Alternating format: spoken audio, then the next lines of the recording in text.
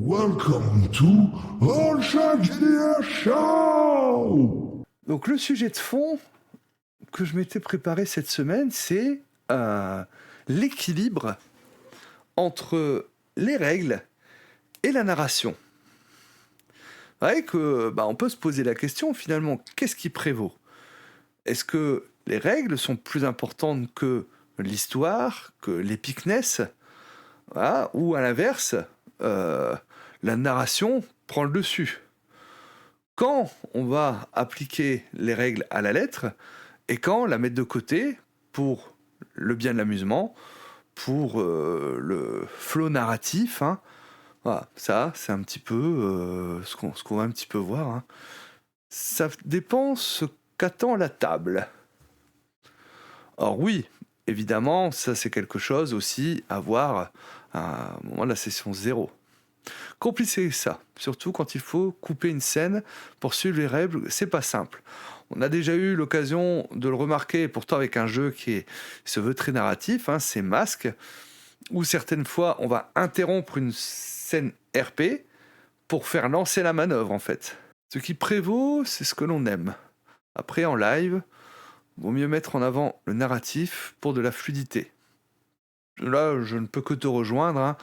C'est vrai que ça va être important d'avoir du rythme, surtout si on est en live. Moi, perso, en tant que MJ, je mets en avant la narration, car en général, mes tables préfèrent ça. Voilà. Après, si tu connais l'attente de tes joueuses et joueurs, ça facilite un petit peu les choses, hein. Et vous, de votre côté, est-ce que il y a des moments où vous avez senti, soit que vous, en tant que MJ, ou que votre MJ, a ignoré une règle pour vous permettre de réaliser une action super cool, voilà, une action épique. Est-ce que vous avez déjà vu ces moments-là, finalement? Évidemment, comme souvent dans les sujets que j'aborde, il n'y a pas de bonne ou de mauvaise réponse, il y a juste des manières différentes de jouer. Mais il est important, je pense, que lors de la session 0, on parle en fait de tout ceci. Étant donné que tu joues pratiquement tout le temps avec moi, je pense que tu as ma réponse à cette question. Alors en effet, cette question est oui.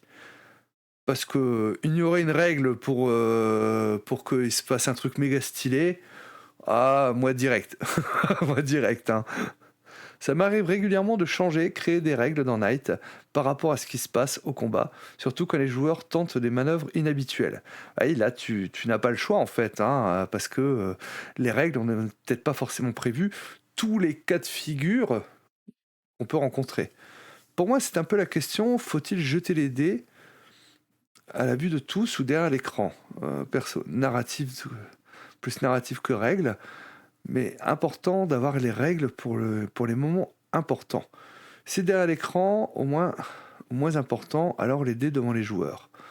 Ouais, je sais pas si c'est clair ce que j'écris. Si, je veux dire, pour des jets très importants, en fait, où il y a peut-être beaucoup d'enjeux, tu vas préférer les lancer derrière ton écran, comme ça, libre à toi peut-être d'interpréter ce jet de dés. À l'inverse, pour un jet peut-être un peu moins, où il y a moins d'enjeux, tu vas le faire au vu de tous. Comme ça, le jet va être respecté à la lettre. Et donc la règle qui est en cours derrière. Donc c'est comme ça que j'ai compris ce que tu voulais dire. Je peux comprendre, hein. Après, c'est vrai que je pense qu'il ne faut pas que les joueuses et les joueurs ressentent une injustice ou au contraire ressentent que le MJ ne veut raconter que son histoire au détriment finalement des G2D. C'est un petit peu le penchant, je dirais, un peu problématique qu'on peut avoir. Ça peut être un des avantages des jeux où le MJ ne lance pas de G. À ce moment-là, il n'y a que en fonction des G des joueurs, qui eux se font systématiquement devant tout le monde, que ça va être... on va interpréter les choses. pense au PBTA, mais pas que. Broken Compass utilise également ce genre d'outils. Cthulhuac aussi, hein, le MJ ne lance pas de G2D. Et finalement, on ne va réagir que selon le jet des joueuses et des joueurs. Encore une fois, sur Roll Internet, lors de mes sessions Cthulhu sur le scénar Nécropole, un joueur a voulu faire une action hyper héroïque avec de la dynamite, pour pas spoiler. J'ai préféré mettre les règles de côté car le joueur était tellement hypé par son action que je ne voulais pas le frustrer. Et la table était vraiment hyper contente en fin de partie alors que le joueur est mort lors de son action. Cthulhuac, j'aime beaucoup le concept. Ça m'est arrivé aussi une fois hein, lors d'une session de Cthulhuac où ils étaient poursuivis par une bestiole. Voilà, ils savaient même pas trop ce que c'était, hein, mais ils étaient poursuivis par une bestiole.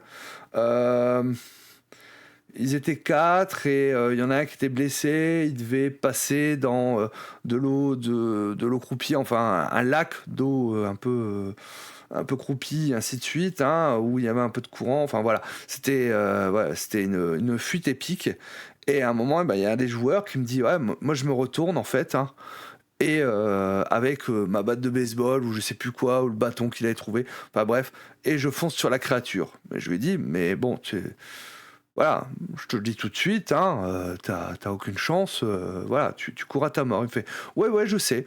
Je fais bah ok, bah si tu sais, voilà, si t'es conscient de ça, je lui ai laissé la narration. Je vais pas demander de jet de dés ou autre, parce qu'on savait parfaitement l'issue que ça en aurait, mais je lui ai laissé la narration, en fait, hein, la narration de son propre sacrifice. Ce qui a permis, du coup, de ralentir la créature suffisamment pour que les 3 autres puissent fuir. Et là, oui, j'ai totalement laissé de côté la règle. Par rapport à ça, parce que quel aurait été l'intérêt en plus de demander un ou plusieurs jets de dés sur quelque chose en fait hein, où on connaît l'issue. L'issue, elle est claire et nette. Donc voilà. Mais après, oui, c'est vrai que, comme le disait Steele, hein, avec garder une règle rigoureuse en fait hein, pour les enjeux importants et un peu moins pour des moments un peu moins importants, ça peut être également une possibilité par rapport à ça. Et à mon sens, oui, c'est ma bonne méthode. Voilà. Je vais pas dire la bonne méthode, mais ma bonne méthode en tout cas hein, par rapport à ça. Après, il faut pas peut-être justement tomber dans l'excès que, à force de trop assouplir les règles, on en perd l'enjeu. C'est-à-dire que à force, par exemple, de sauver les PJ, ils en viennent à ne plus ressentir en fait de menace. Et donc de se dire, en tout cas, je peux y aller. Je sais que le MJ va me sauver dans tous les, quoi qu'il en soit. J'aurais été curieuse, d'avoir la pensée de Setno là-dessus, lui qui est une véritable encyclopédie des règles.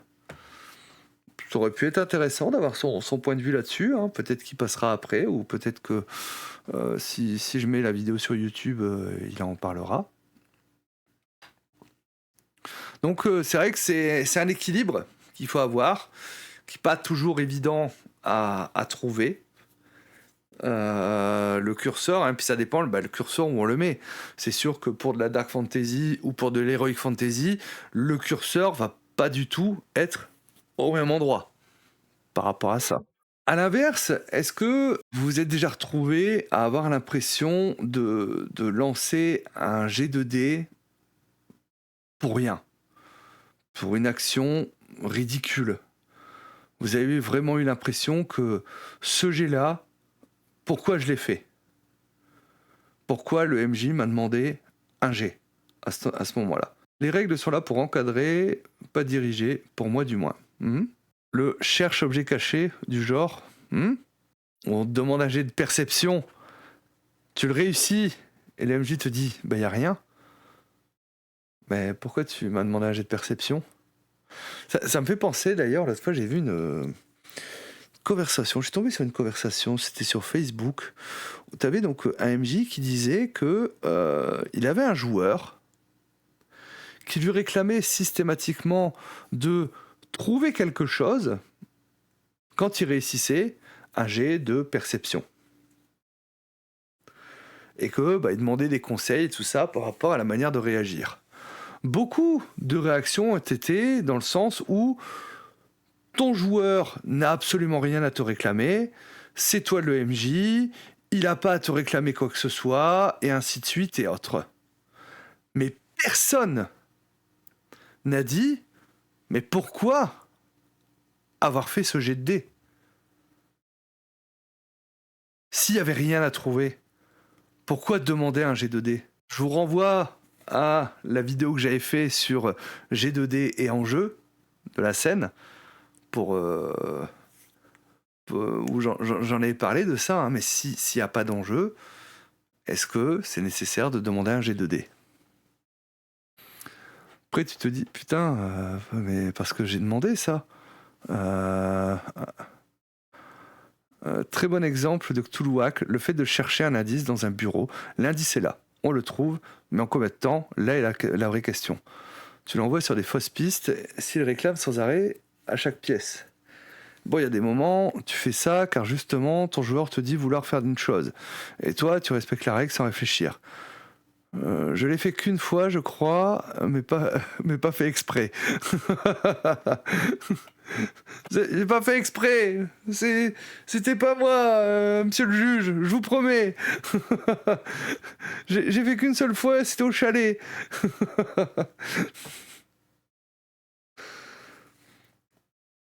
Alors, après, voilà, c'est vrai que pour moi, un joueur ne doit pas réclamer de faire un G2D. C'est pour ça qu'on n'avait pas forcément bien compris où voulait en venir Faye Dixon, parce que Faye Dixon, en gros, le jeu pousse les joueurs à réclamer des G2D faciles afin de pouvoir farmer des points à mettre en banque, en fait, hein, pour pouvoir les utiliser par la suite sur des G2D plus difficiles. Tout des fois, réflexe de demander un G sans réfléchir s'il y a un enjeu. C'est ça. Donc, je pense que prendre le temps, justement, de la réflexion, 1 seconde, 2 secondes hein, de silence et voir en fait par rapport à ça. Et c'est vrai que dans l'urgence, des fois, dans le rush du MJ, c'est pas toujours évident. C'est pour ça que prendre toujours quelques secondes de réflexion, c'est pas grave, hein, on va pas totalement casser la narration, et ensuite on réagit par rapport à tout ça. Le fait de faire un jet de perception se doit être utile, non pas pour trouver l'indice qu'il faut absolument trouver, ni pour ne rien trouver, mais pour trouver l'indice supplémentaire qu'il n'avait pas été obligatoire de forcément trouver. Ouais, c'est intéressant ce que tu dis, Liana. C'est-à-dire que le jet de perception, il n'est pas là pour trouver l'indice, parce que l'indice, les joueurs doivent le trouver, parce que sinon, on peut qualifier peut-être que le scénario n'avance pas. Il n'est pas là pour rien trouver, parce que sinon tu ne demandes pas le jet, mais pour trouver quelque chose de supplémentaire. C'est-à-dire que... Mais s'il n'y a rien, du coup, tu vas...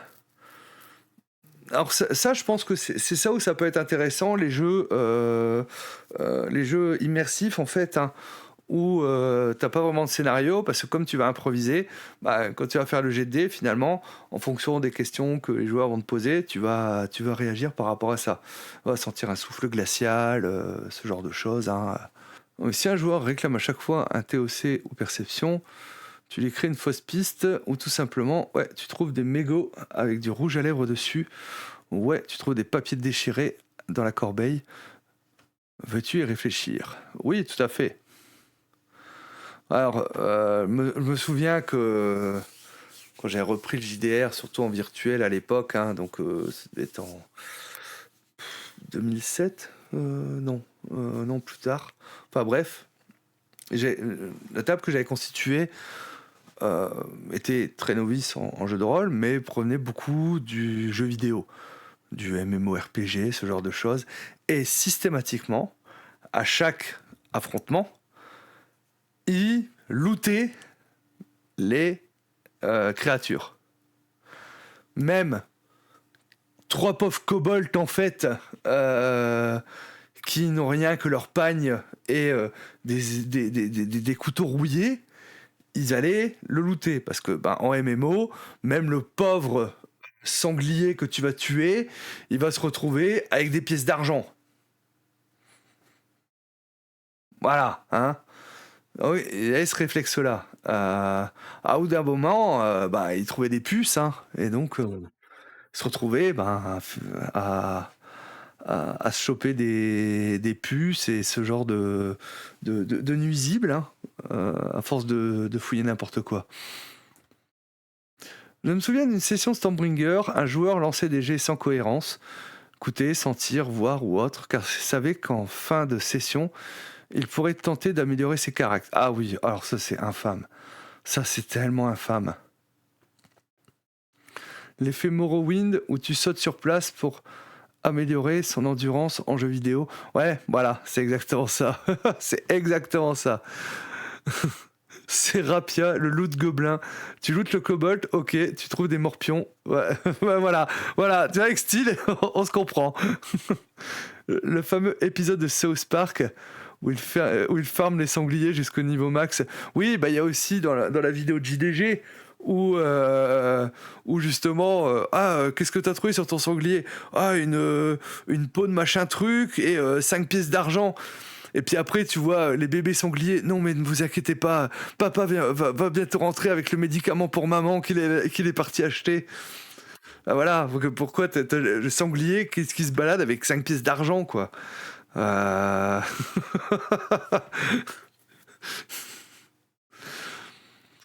Et c'est vrai que c'est des mécaniques, c'est des réflexes, hein, que je leur ai appris à perdre. Que fouiller le moindre clochard venu, tu vas pas trouver grand chose. Hein. Et oui, voilà, donc c'est vrai que le jet de dés, hein, le jet de dés un petit peu inutile ou autre. Hein,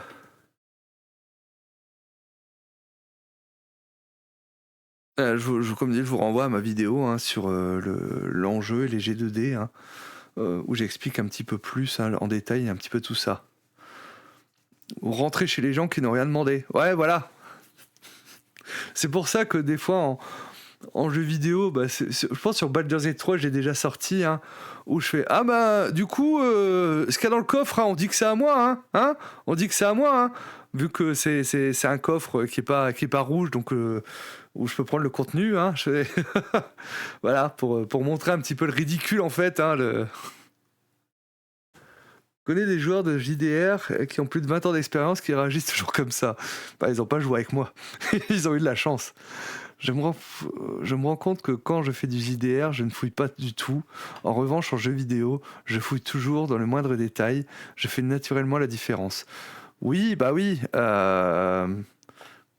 Après, tu vas fouiller parce que tout au moins, tout dépend. Si tu es par exemple sur un JDR contemporain, tu vas chercher les papiers de la personne. Tu vas chercher un indice.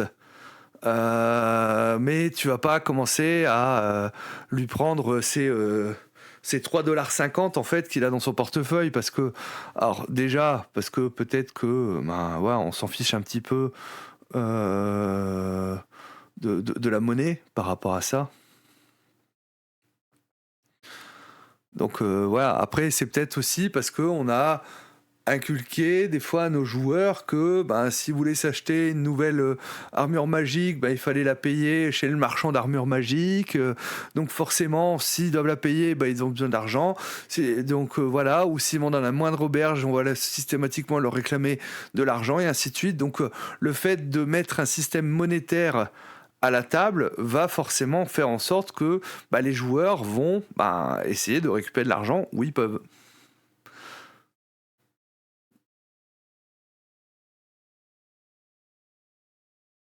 D&D ou autre, hein. Je veux dire, Warhammer était pareil aussi, hein, par rapport à ça.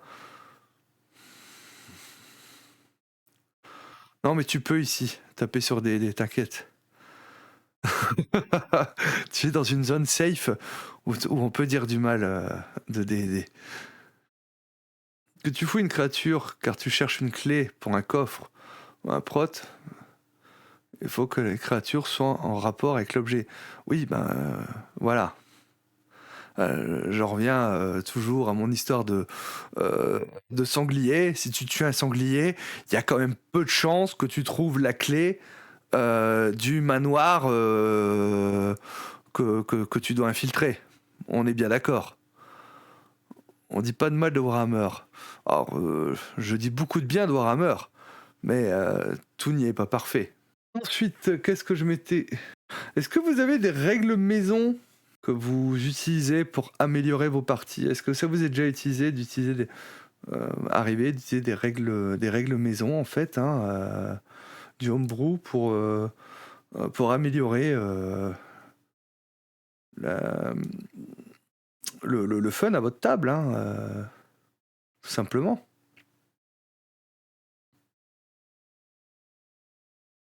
Dites-moi tout. J'ai envie de savoir. Attendez, vous inquiétez pas, je suis toujours là. Hop, j'enlève juste la cam. Le temps de vous laisser le temps d'écrire. Je suis très mauvais pour ça, je prends toujours de l'existant. Il m'arrive de chourer des mécaniques d'autres JDR sur une partie. Alors moi je sais que j'ai beaucoup emprunté au PBTA entre particuliers pour les liens entre les personnages. Maintenant j'avoue que j'ai beaucoup plus de mal quand je me lance dans un JDR et puis qu'on n'a pas créé de lien entre les personnages. Je trouve que c'est une mécanique qui est tellement précieuse en fait pour tout de suite qu'on soit un groupe dès le début, en particulier si on fait un one-shot. C'est qu'à l'époque aussi, avec le groupe avec qui je jouais à Chroniques oubliées Fantasy, on avait modifié un peu les règles de magie. On voulait pas retomber sur une règle de magie de j'ai le droit à tant de sorts par jour, machin truc, et ainsi de suite. Mais en même temps, on voulait pas trop défavoriser les lanceurs de sorts par rapport à des classes qui ne lancent pas de sorts. Mais en même temps, on trouvait qu'il y avait un déséquilibre hein, si on laissait juste comme ça. Et donc on avait mis en place un système justement de ressources magiques, on va plutôt dire comme ça. Autant que tant que le personnage avait de la ressource magique, il pouvait utiliser ses pouvoirs sans problème. Mais quand sa ressource magique s'épuisait, il pouvait toujours utiliser, sauf que ça commençait à prendre dans sa vitalité, sur ses points de vie, en gros. Ça évite la fameuse question du début de partie, on se connaît? Bah tout à fait. Voilà. Et du coup, on n'est pas obligé de commencer dans une taverne. Et à se dire, bon ben on va faire équipe. Parce que finalement, des personnages de jeux de rôle. Après, la règle de ressources, hein, ressources au niveau de dés, je trouve que c'est une règle qui pourrait être empruntée et je dirais copier-coller sur d'autres jeux. Parce qu'elle est pas mal, hein, donc, qu'on retrouve dans Cthulhuac, mais également dans, je crois que c'est Makato Monster, hein, Danger et compagnie, voilà, je cherchais le nom. Tout à fait, ça c'est pour éviter peut-être de compter les balles, de compter les flèches ou je ne sais quoi, ça peut être pas mal ça. J'ai déjà légèrement modifié des règles de jeu pour de petits JDR ou JDS pour améliorer l'expérience, selon mon point de vue. Mais les JDR plus importants du commerce, en tant que joueuse, je commence à m'épuiser mentalement. Le Homebrew a modifié 6 fois sa fiche perso car elle change et ou améliore leur système maison. Ouais, je comprends. Toujours trouvé ça pas hyper cohérent. Les mecs ne se connaissent pas du tout, mais se font confiance au premier regard. Bah ouais, c'est le charisme ça. Oui, j'aime beaucoup ce système, mais pas les JDR du commerce. D'accord, tu modifies pas trop les JDR du commerce. Après, il y a certains jeux de rôle aussi, attention, hein, parce que modifier un petit quelque chose, ça peut faire tomber toute la mécanique. Eux, c'est des mécaniques qui sont bien rodées, tout ça, et si tu commences à vouloir modifier un petit truc, hein, le château de cartes se casse la figure. Je pense beaucoup au PBTA par exemple, mais pas que, hein, Mutineer 0 aussi, hein. Changer un petit peu la mécanique, hein, et puis le château de cartes peut s'écrouler. Enfin, tu ne touches pas aux règles JDR du commerce, mais j'imagine que tu touches au JDR du commerce pour pouvoir y jouer.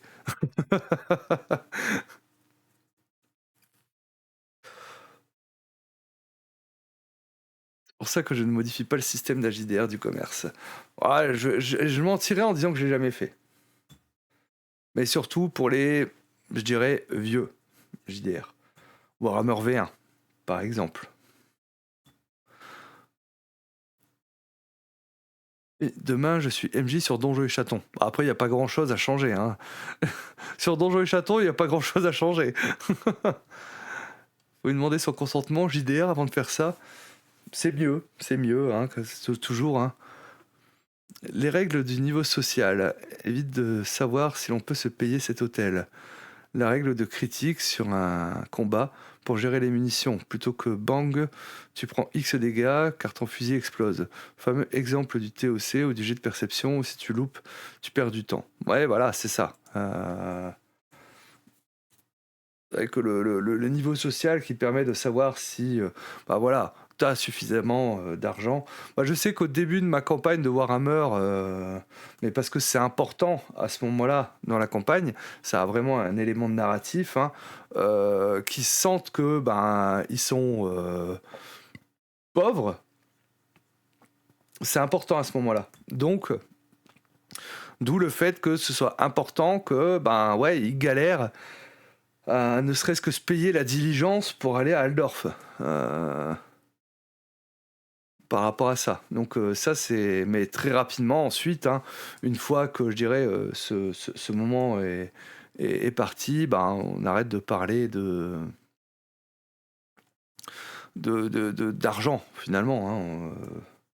Sauf si évidemment, sûr que s'ils veulent s'acheter un château, bon ben voilà, faut rester cohérent. Au rameur, j'ai toujours eu le sentiment d'être pauvre. Bah, ce sentiment, je pense, a quitté ensuite mes joueuses et joueurs, hein, dans la campagne de l'ennemi intérieur, mais pas au début. Mais c'est justement pour qu'ils ressentent aussi le poids de la société bourgeoise, en fait, hein, et donc que bah, ils sont pas justement de cette société, et donc ils n'ont pas grand-chose à dire, et ainsi de suite. Par la suite, comme il n'y a plus de raison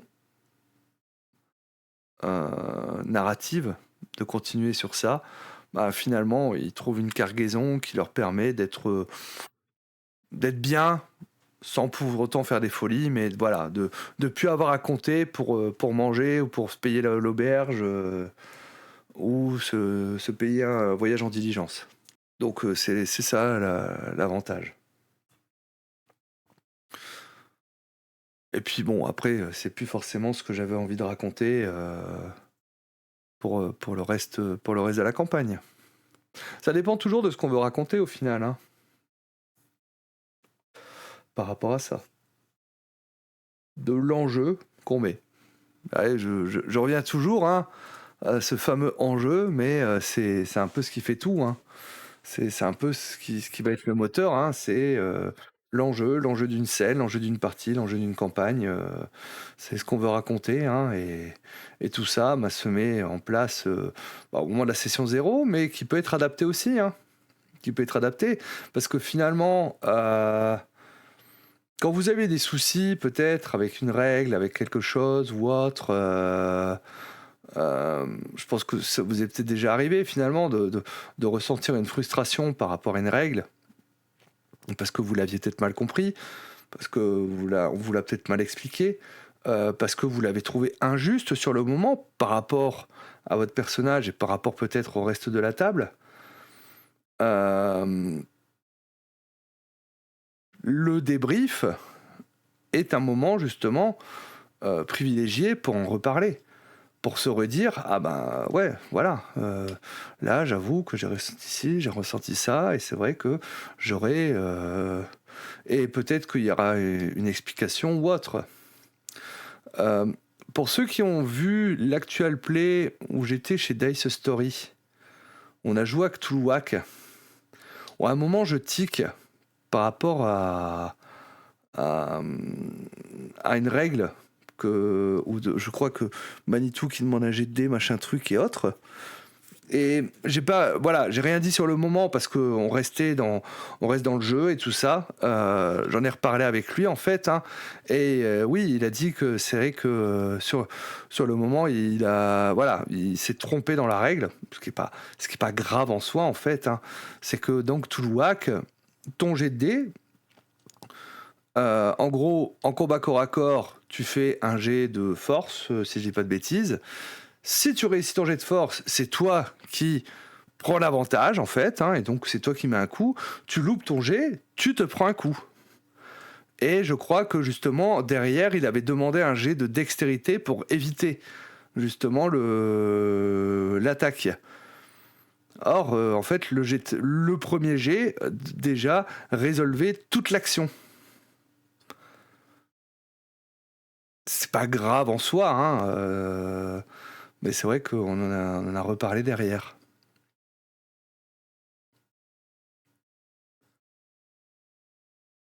Après, en termes de jet un peu inutile, je me souviens, alors c'était un jeune EMJ, donc voilà, c'est pas. Je l'excuse parce qu'on a tous fait je pense, ce genre d'erreur en tant que jeune EMJ. Le jeu, c'était Nullbuck. Ouais, c'est pas forcément important, hein, mais voilà. Et donc, le combat était quasiment terminé. Et moi, donc, j'avais un nain. Et je me retrouve, je crois, sur un autre gars. Voilà. Et en fait, hein, je suis vraiment sur lui, où lui, il est à terre. Et puis, je dis au MJ, bah, je lui prends la tête, en fait. Hein, et puis, je lui claque contre le sol, hein, pour le mettre hors d'état de nuire. Hein. Et il m'a demandé un jet de dés. J'ai fait ce jet, j'ai loupé. Et du coup, bah il y a voilà. Enfin, comment j'ai pu enfin ça me semblait tellement ridicule sur le moment de me réclamer un jet de dés par rapport à ça. Je suis sur le gars, je lui tape la tête contre le sol et rien. Donc voilà, sur le moment, j'ai pas je lui ai pas dit, je lui ai dit par la suite, hein, justement, pour essayer de s'améliorer. Mais c'est vrai que sur le moment, j'ai un peu tiqué. Ou une autre fois, je me souviens que j'étais sur un live, j'arrive sur un live jeu de rôle en fait, hein, donc ils jouaient, c'était du Chroniques oubliées Fantasy, fin de combat, voilà, ils viennent d'affronter machin truc, et donc il y a un des joueurs qui dit oui, mon personnage peut ramasser sa dague qu'il avait jetée, tu vois, donc qui s'est retrouvé par terre ou autre. Il fait oui, vas-y, fais-moi un jet de dex. Il a fait son jet de dextérité, il a loupé, bah t'arrives pas à la ramasser la dague. Et là, dans ma tête, je me suis dit, mais comment ça, il n'arrive pas à la ramasser, sa dague? Je veux dire, sa dague, elle est enduite de saindoux, et donc elle est toute glissante, en fait, et puis ça lui a glissé des mains. Comment ça, il n'arrive pas à la ramasser, sa dague? Et du coup, tu vas lui redemander un jet au round d'après pour ramasser sa dague. On n'était plus en combat, hein, le combat était fini. Le combat était fini.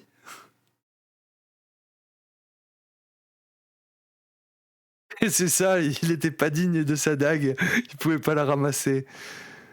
Euh, Ouais, c'est l'avantage de Cthulhuac, le système est cool pour ça. J'ai l'impression d'entendre du D&D avec les jets en opposition tout le temps, et ce qui fait que le combat sont oscillant et oscillant. Oui, ça c'est si nul. T'as besoin de ton stuff et le perdre sur un stupide jet de dés. Mais ouais, mais en plus, voilà, c'est ça, c'est que tu vas lui redemander au round d'après, il va refaire un jet pour ramasser sa dague, et puis là, il va réussir, donc là, c'est bon, il aura ramassé. Enfin, c'était. Voilà, à nouveau, le MJ, et je lui jette pas la pierre, c'est un MJ débutant et tout ça, et ça arrive, on a tous fait ce genre d'erreur. Voilà, mais je pense que le MJ s'est pas posé la question de l'enjeu de ramasser une dague alors que il y a plus de il se passe rien, on n'est plus dans une situation de stress ou autre. Là, si le joueur il dit en plein combat, je ramasse la dague, je l'envoie en fait sur le gars d'à côté, là ça peut justifier finalement un jet de dés.